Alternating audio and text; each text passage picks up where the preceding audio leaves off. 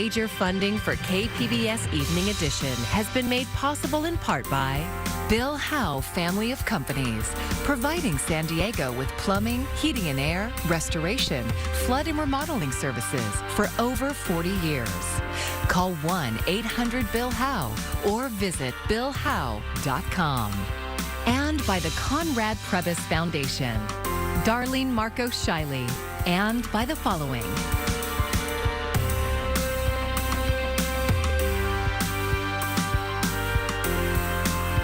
And by viewers like you. Thank you. Some of the hostages being held by Hamas militants in Gaza could be coming home soon. Thank you for joining us. I'm Maya Trabulsi. The U.S., Israel, and Hamas are said to be hammering out details of an exchange. Hostages held by Hamas for Palestinian prisoners in Israeli custody. If certain conditions are met, it's not clear how many of the hostages, if any, would be Americans. Laura Aguirre has the latest. Cautious optimism, the emotion of the day, as the families of those held hostage by Hamas wait for word of a possible exchange deal. Among them, the aunt of 3-year-old Abigail Eden, the youngest American hostage. Friday is Abigail's 4th birthday. She should be home with her family and with her sister and brother, and she isn't right now. Israeli Prime Minister Benjamin Netanyahu met with troops Tuesday as the highly anticipated hostage deal makes its way through several government channels. Sources close to the negotiations tell CNN the agreement would include Hamas releasing 50 women and children hostages if Israel agrees to a multi-day pause in the fighting and releases 3 Palestinian prisoners for each 1 civilian hostage freed. Hamas also demands that Israel stop flying drones over Gaza for 6 hours daily. President Joe Biden optimistic but guarded Tuesday about the negotiations. We're now very close, very close. We could bring some of these hostages home very soon. Still, the airstrikes continue. The Israel Defense Forces confirming Hamas targets were hit in northern Gaza Tuesday. A difficult backdrop for delicate deal-making. It won't be a half-an-hour meeting and a vote. It'll be a long debate in the government. A long debate that will be watched by many families who are short on patience. Stop talking about killing Arabs. Talk about saving Jews. This is your job. I'm Laura Aguirre for KPBS News. After Israel's war cabinet meets, a larger body of officials will discuss the deal. From there, the Prime Minister's office says the terms of the deal must pass Israel's full cabinet. Any exchange, if approved, would likely not begin until Thursday. I'm Ariella Scalise, and coming up tonight, we are clearing out and we are seeing the Santa Ana winds back off a bit. That does mean a return of an onshore flow, so some lower clouds. What's ahead for Thanksgiving? We've got a closer look coming up. San Diego is the second most popular Southern California destination to visit during the Thanksgiving holiday, and drivers can expect millions of other cars on the road. KPBS reporter Melissa May tells us how to stay safe and what to expect during California Highway Patrol's maximum enforcement period. The Auto Club of Southern California is predicting a record-breaking travel volume on our roads for the second year in a row. The Auto Club projects 4.6 million Southern Californians will take a trip, which is a 3% increase from last year's numbers and a 3.5% increase from 2019. And Jane Venegas with the Auto Club of Southern California says there's one bonus to driving this year compared to last year. So they're going to be paying around 30 to 40 cents a gallon less than a year ago today. So that's always a good thing because it allows families to travel together and save a little bit of money. To reduce stress on the road, Venegas recommends having an emergency kit in your car and just make sure your vehicle's maintenance is up to date and that your tires and batteries are in good condition. Make sure you allow extra time for your trip so that you don't have the need to speed. The California Highway Patrol launches its annual holiday maximum enforcement period at 6 p.m. on Wednesday, and it will run through 11:59 p.m. on Sunday. We don't want anybody to lose their life on the roadways during this time period. And so that's why it's important for us to be out there. All available CHP officers will be looking out for unsafe driving behaviors like texting and driving, not wearing a seatbelt, speeding, and driving under the influence. If you're involved in a DUI or if you get involved in a crash and you hurt or kill somebody, that becomes a felony and that can change your life forever. And we don't want that to happen. In San Diego County alone, last year, we arrested 111 people for DUI. And unfortunately, 2 people lost their lives on our roadways. CHP officer Jim Betancourt says DUIs can cost over $10,000, affect your job or ability to get certain jobs, and can be life-altering. Remember, your actions don't just affect you. They affect so many people, your family members. You know, if you're married, husband, wife, kids, you name it, are affected by that one choice that you make to get behind the wheel. The Auto Club of Southern California says the busiest times of travel will be Wednesday, Sunday, and Monday from about 10 a.m. to 5 p.m. Melissa May, KPBS News. As we approach the holidays, cases of flu-like illness are starting to tick up in San Diego. KPBS health reporter Matt Hoffman spoke with a local doctor about what's happening. You've probably been hearing it from coworkers to friends or even family. Stories of people coming down with something, whether it's the common cold, flu, or even COVID-19. You don't want to just take care of a cough. You really want to know what it is before you say, hey, it's just a simple cold. You'll get over it. You'll be fine. And in most cases, you will be if you're vaccinated. Cases of COVID, the flu, and RSV have been slightly rising recently, but Sang says we're still in a good place compared to the last several years with lower numbers overall. All 3 symptoms are exactly the same, right? Runny nose, sore throat, fevers, body aches. So we don't know exactly which one is which unless you test for it. I think we're still doing well. We do have to watch for flu because that is going up a little faster than COVID and the rest of them. Influenza cases are known to rise during the winter season, but like with COVID and RSV, getting vaccinated will reduce symptoms and the chance of severe illness. Get vaccinated, take care of yourself, test for it, and have a happy holiday. Like in years past, Sang says if you have a cough or flu-like symptoms, masking up can help protect others. Matt Hoffman, KPBS News. Physical health may not be the only concern during the holiday season, but your mental health as well. Coming up, ways to manage seasonal stress. As we head into the holiday season, hundreds of migrants are sleeping in San Diego International Airport. KPBS reporter Gustavo Solis says advocates see this as a sign that taxpayer dollars targeted toward migrants are not being well spent. Do you want water? Yeah. That's a volunteer at San Diego International Airport, helping migrants reach their final destination. The work involves a bit of translating and walking people through the TSA boarding process. Le voy a enseñar en dónde va a entrar, por qué puerta. Volunteers also feed migrants, as much as 200 meals each day. That's because more than 1,000 migrants have slept in the airport since November 10th. This is after San Diego County gave $3 million to one local nonprofit to help this specific migrant population.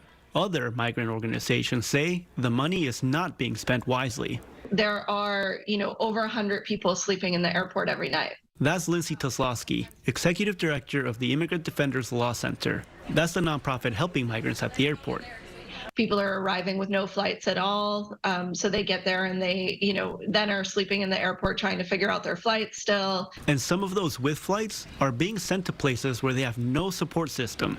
Toslowski says some are ending in shelters or on the street. Most of the people sleeping at the airport come from the newly opened Migrant Welcome Center, run by SBCS, formerly known as South Bay Community Services. Migrants there get free food, water, and access to Wi-Fi and phone chargers. Most of them have the means to cover their own flights, but in some cases, SBCS puts people up in hotels and even pays for their airfare. County Supervisor Nora Vargas pushed to make this funding available. Vargas held a press tour there last week and called it an example for others to follow. I think this should be the model for the United States. But not everyone feels this way. KPBS interviewed more than a dozen nonprofit workers and volunteers. They described growing tension between SBCS and other migrant-serving nonprofits. They point out that the county's $3 million is running out fast. It was supposed to last 3 months, but SBCS is now saying it will be depleted in 2 months. The fact that they're saying that they are going to run out of money in early to mid-December, it doesn't make any sense. I would want to see an accounting of actual expenses. Erika Piñero is the executive director of Al Otro Lado. She's particularly upset at the fact that SBCS is using county funds to cover transportation costs from Customs and Border Protection facilities to the Welcome Center. CBP used to cover the transportation costs back when they would drop off migrants in transit centers throughout the county. Now, SBCS is using about 10% of the $3 million to transport migrants from CBP facilities to the Welcome Center. That has resulted in hundreds of thousands of dollars that should have gone to nonprofits, instead going toward transportation, which falls squarely in the purview of the federal government. Catherine Limbo is CEO of SBCS.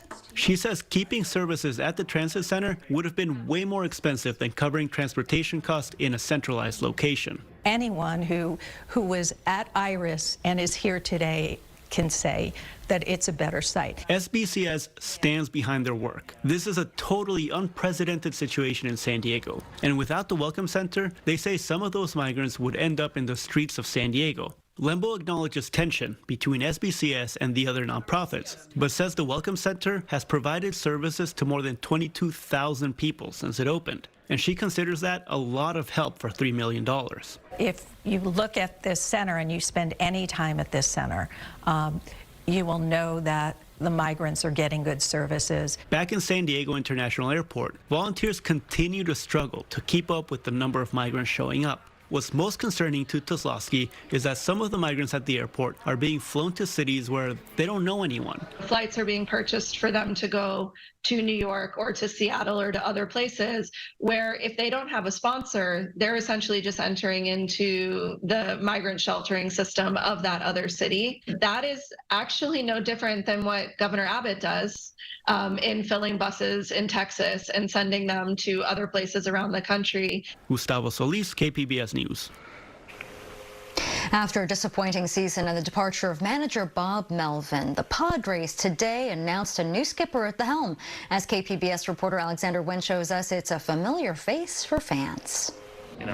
Padres general manager A.J. Preller started the news conference with a nod to his boss, mentor, and Padres owner Peter Seidler, who died last week. Peter's message of being best in class, we'll make sure that we follow through on that this year down here at Petco. Preller says Seidler would be excited about announcing Mike Shildt as the franchise new manager. Shildt is a familiar face to fans and the organization. For the past 2 years, he worked in the front office as a senior advisor in player development and a consultant. He also filled in as third base coach last season when Mike Williams was sidelined for cancer treatment. Preller had approached Shildt about the manager job 2 years ago.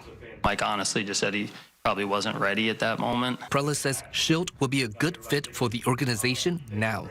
First and foremost, Mike is a baseball expert. His acumen in the game, X's and O's, strategy, how to teach the game, how to progress the game on the field. It's been built for many years of managing. Shildt will be the 5th manager under Preller and 23rd in franchise history. After a disappointing season where the Padres failed to make the playoffs and the departure of Bob Melvin, Preller says expectations are high for next season. Most importantly, the game's about winning, and Mike's done a ton of winning. And that story continues. In his 4 years as St. Louis Cardinals manager, he led the team to back-to-back playoffs from 2019 to 2021 and a franchise record 17 straight wins in 2021. I'm really grateful for a second act. Not everybody gets it. You take it for granted. There's only 30 of these jobs, and I can promise you I won't take this one for granted. And I'm excited about our team. But the Padres have a rough road ahead next season. The Friars' best pitcher, Blake Snell, is now a free agent. Of course, there's also the question of payroll. At $250 million, the Padres have the 3rd highest payroll in the league. Now, the team hasn't set payroll for next season yet, but there are reports that the Padres are looking to shed $50 million. If that's the case, the team could lose star players like Manny Machado or Juan Soto. In Petco Park, Alexander Wynn, KPBS News. Americans' credit card debt keeps climbing above the $1 trillion mark amid persistently high inflation and higher interest rates. And it's about to collide with a holiday season that retailers forecast as a record breaker. Karen Kaifa is in Washington with the latest. Not only are Americans taking on more credit card debt, numbers from the Federal Reserve Bank of New York show more delinquencies. They're having more difficulty keeping up with their bills. So households will have some spending decisions to make this holiday season, and experts say there are some key ways to stay on top of things. 'Tis the season for spending, with retailers forecasting consumers will go big. The National Retail Federation anticipates overall holiday spending will top a record $957 billion, but many consumers will pile on top of existing credit card debt. Credit card debt's one of these things that's easy to get into and hard to get out of. The Federal Reserve Bank of New York says that during the third quarter of 2023, Americans' collective credit card debt climbed again to a record $1.08 trillion. Consumers leaning on credit cards as inflation continues to squeeze. When people are in credit card debt, we tend to find it's one of two primary reasons. Number one would be an emergency expense, some kind of unexpected medical bill or home repair or car repair. The second most common answer is day-to-day living outpacing your paycheck. Ted Rossman of Bankrate says to take stock of balances, sketch out a plan and a budget before holiday shopping with credit cards. It's all about how you use them. So definitely be mindful of that when mapping out your holiday strategy. Maybe tap into unused gift cards or credit card points to lower gift costs.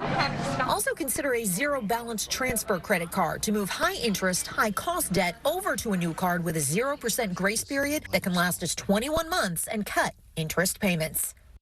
And credit card balances are not the only debts that households have coming into the holiday season. The New York Fed also found that auto loan balances, mortgage balances, and student loan balances were also on the rise during the last quarter. In Washington, I'm Karen Kaifa.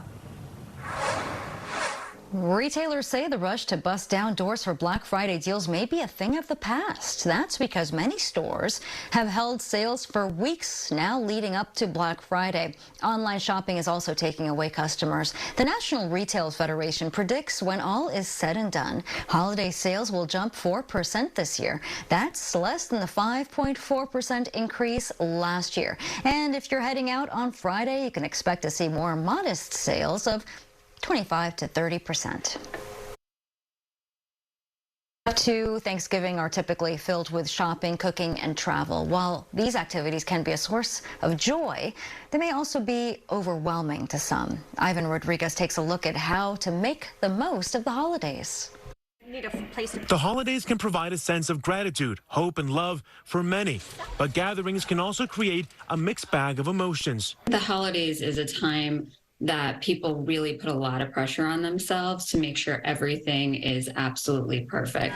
About 64% of people with mental illness report holidays make their conditions worse, according to a study by the National Alliance on Mental Illness. The Alliance recommends a few steps to manage your stress, including maintaining realistic expectations and prioritizing self-care. We have to be really mindful, I think, about what our boundaries are going into these holiday events. For others, the stress of the holidays can be tied to painful family interactions and memories, or dealing with isolation and spending the season alone. One of the things that's really important that I like to talk with people about is how to make a decision on what's actually best for us, right? Sometimes we need to push out of our comfort zones, but sometimes we need to honor that it's actually not the right place for us to be.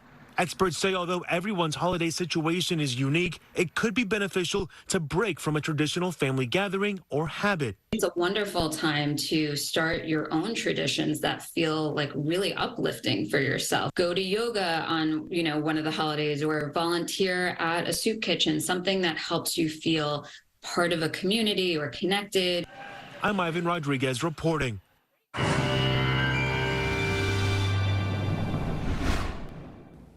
All right, and checking our weather headlines here, as we've had some very windy conditions. Santa Ana winds are starting to diminish, though, which does mean we're going to see that onshore flow returning. So heads up for some of those low clouds. And then as we look ahead to next week, we could have warmer and windier weather returning with possibly more Santa Ana winds. We'll have a closer look. As for tonight, it does turn much cooler. Oceanside down to 42, San Diego around 50, and Chula Vista, your overnight temperature at 52. Into Borrego Springs we go, 41, and Mount Laguna down to 36. Wednesday, a good day if you're doing any travel local or if you're heading a bit farther to the north or out into the deserts. We are talking about dry conditions. A few showers maybe in Northern California. Otherwise, Wednesday, a good day for often a very busy travel day ahead of Thanksgiving. Sunshine, the name of the game throughout San Diego County as we go into the day tomorrow. 75 with sunshine in Borrego Springs. You can't ask for better weather than that. Mount Laguna stays cool into the lower 50s, and San Diego 77 with sunshine. Hopefully you can get out and enjoy. If you're staying local for Thanksgiving, we've got a dry and mild holiday on tap for you. The weather is looking nice. And if you're going to be sticking around shopping or maybe even doing some traveling as we head into the weekend, take a look at where there's going to be a lot of snow setting up into the middle part of the country and some more rain returning into parts of the South Central. So that could be impacting travel as we head into the weekend. Let's take you though back to the local forecast here. To the coast we go, where some more clouds start to return. Could have a shower or two in spots as we head into the day on Friday. Looking ahead further inland here, as temperatures will be cooling over the next several days with some more cloud coverage sticking around, and then back to the lower 70s by Sunday. We take you into the mountains where we're going to see a big noticeable drop here in temperatures only into the 30s as we head into the weekend, and wrapping things up into the desert where we'll also get a cool down. For KPBS News, I'm Mariela Scalise. If you're still trying to figure out what dishes to feature for your Thanksgiving feast, well, Google has come up with a list of the most searched side dishes for each state. And many states seem to love casseroles. The most searched one overall was the green bean casserole. However, some states like Hawaii, Kansas, and Wyoming searched for more unique side dishes, bruschetta and cucumber salad. The most searched for recipe in California, well, that was stuffing. The start of the holiday season also marks the return of a San Diego staple, the Hotel Del Ice Rink. For the past decade, a portion of the proceeds from the rink has gone to the Make-A-Wish Foundation. The foundation helps bring much-needed cheer to families in need, like the Morrisons. In the past couple of years, 2 of their sons were diagnosed with leukemia. Make-A-Wish tried to surprise the family with a trip to Disney Resort in Hawaii. We were supposed to go about 3.5, 4 years ago, and his brother was diagnosed a month before we were supposed to go on our trip. And so we got delayed, and then we were going to go again, and then COVID hit. To go through something really difficult is hard, but when you have Make-A-Wish that just goes above and beyond, I mean, just every little detail, it just makes you feel seen and heard and feel like you're not alone. And so it's been just a grateful experience for us.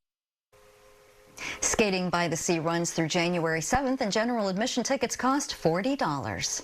December Nights returns next week, and with it, the regular traffic nightmare through Balboa Park. KPBS Metro reporter Andrew Bowen says the park's new bus-only lanes won't be much help. For the past 9 months, the Metropolitan Transit System's 7 and 215 buses have had their own lanes on Park Boulevard. The goal was to give transit riders a faster and more reliable trip through Balboa Park. But when San Diego's annual holiday fair returns on December 1st and 2nd, the southbound bus lanes won't be used by any buses. That's because the new bus-only lanes don't run all the way down Park Boulevard. City traffic engineers left gaps. The 215 bus has its own lane north of University Avenue and south of Upas Street. But MTS says it expects this half-mile gap will be gridlocked on December nights, and buses have to be rerouted to avoid it. If you have essentially a piecemeal bus-only lane that forces the bus to merge in and out of traffic, it makes the bus just as inefficient as it would be without that bus-only lane. Anar Salayev is executive director of Bike SD, which will be hosting group bike rides to and from December nights. They'll also be running a valet service to give cyclists secure bike parking. He says it's a shame the city hasn't prioritized completing the bus-only lanes. Because again, you see these bottlenecks throughout that network or that corridor that maybe, incrementally aren't that bad, but when summed up together results in delays that wouldn't happen if the bus-only lane ran contiguously. MTS will still be running regular bus services on the west side of Balboa Park, as well as a free shuttle to December nights from downtown. You can plan your trip at sdmts.com. Andrew Bowen, KPBS News. And here's a look at what we're working on for tomorrow in the KPBS newsroom. NPR's Morning Edition will have a story on sleep and its importance for teenagers. It's at the center of a debate on how early schools around the nation should be starting classes. And a programming note, KPBS Midday Edition will return Monday as our crew enjoys the holiday. We'll air an episode of 1A, and that's tomorrow at noon. And you can find tonight's stories on our website, kpbs.org. Thank you for joining us. I'm Maya Trabulsi. Have a great evening. Major funding for KPBS Evening Edition has been made possible in part by Bill Howe Family of Companies, providing San Diego with plumbing, heating and air, restoration, flood and remodeling services for over 40 years. Call 1-800-BILL-HOWE or visit billhowe.com. And by the Conrad Prebys Foundation, Darlene Marco Shiley, and by the following.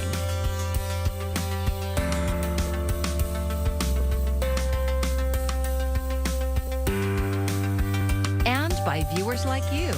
Thank you.